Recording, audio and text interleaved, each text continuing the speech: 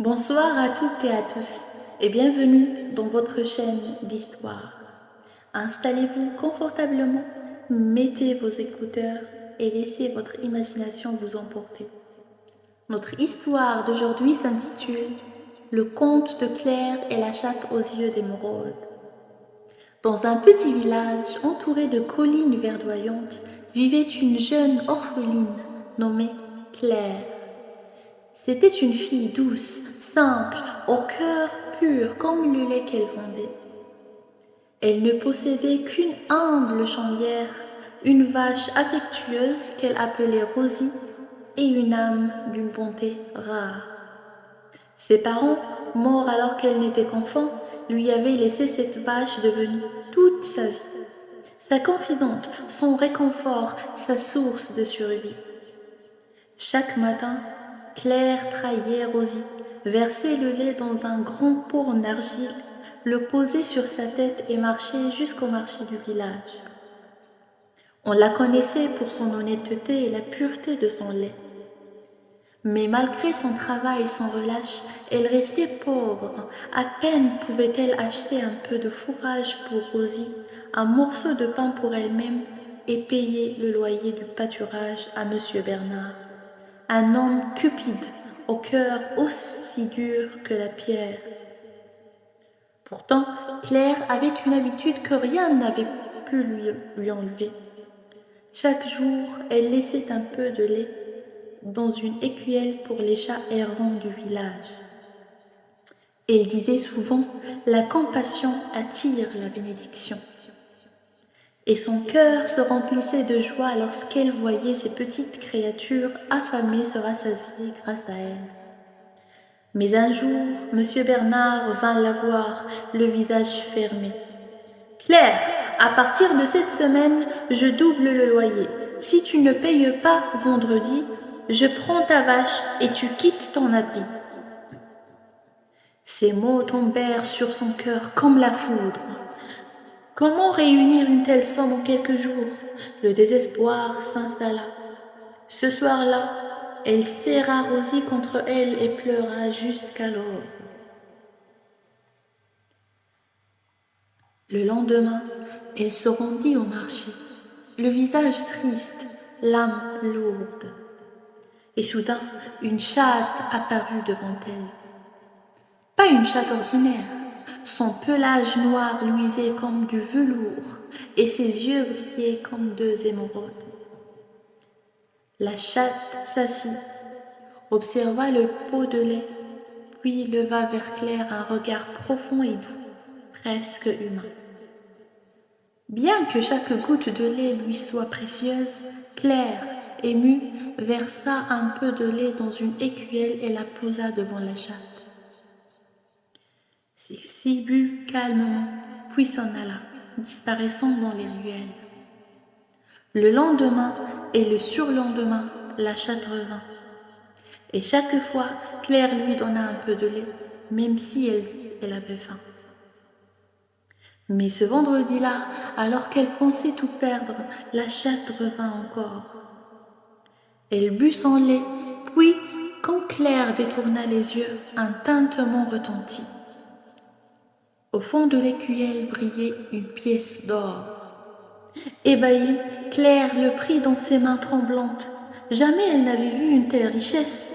Elle paya son loyer, sauva Rosie et remercia le ciel en pleurant de gratitude.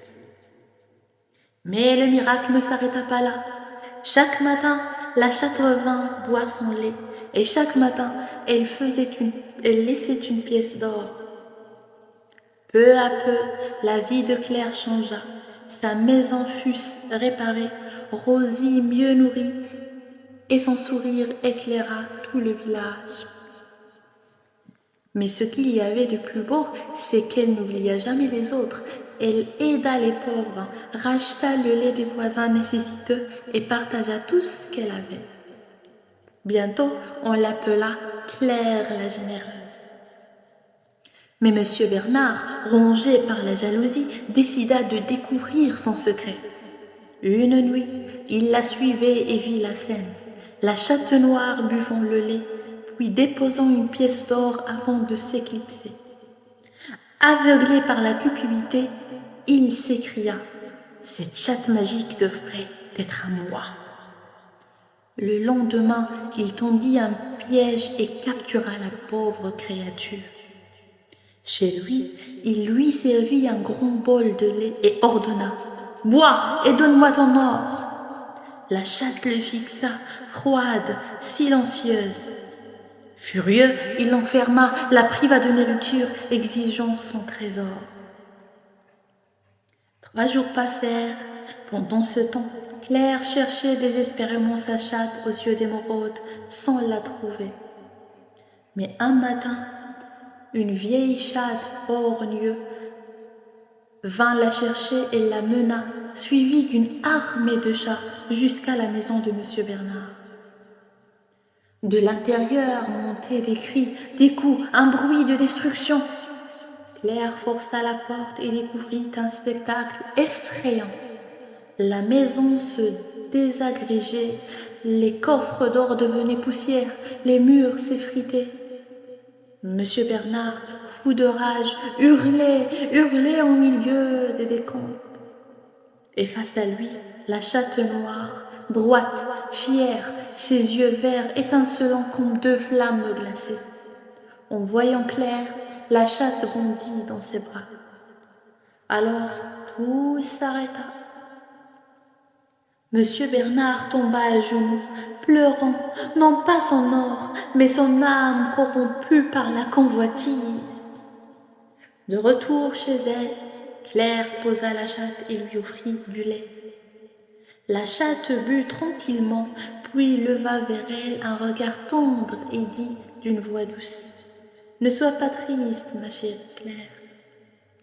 Je ne suis pas une chatte ordinaire, je suis la gardienne de la bénédiction, envoyée pour éprouver les cœurs de ce village. Dans ton cœur, j'ai trouvé la bonté et la pureté, dans le sien, la cupidité sans fond. L'or que tu recevais n'était que le reflet de ton âme généreuse. Ma mission s'achève, mais je ne partirai pas sans te laisser ma bénédiction. » Sur ces mots, elle se transforma en un rayon de lumière verte qui s'envola vers l'étable.